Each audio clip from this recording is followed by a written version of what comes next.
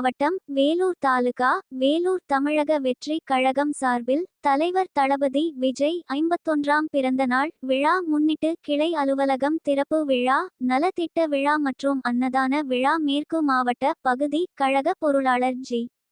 சசிகுமார் தலைமையில் மேள தாளங்கள் முழங்க பெரும் முழுவதும் கட்சி கொடிகள் கட்டி விஜய் பிறந்தநாள் விழா கோலா காலமாக நடைபெற்றது. இந்நிகழ்ச்சியில் சிறப்பு அழைப்பாளராக மாவட்ட செயலாளர் வேல்முருகன் கலந்து கொண்டு அலுவலகத்தை திறந்து வைத்து குத்து விளக்கேற்றி நலத்திட்டம் மற்றும் அன்னதானம் வழங்கும் விழா நடைபெற்றது. இந்நிகழ்ச்சியில் நலத்திட்ட விழாவாக சுமார் 250 மகளிருக்கு சேலை, சுமார் 200 பள்ளி மாணவர்களுக்கு நோட்டு, புத்தகம், பென்சில், பேனா மற்றும் குடம் வழங்கினர்.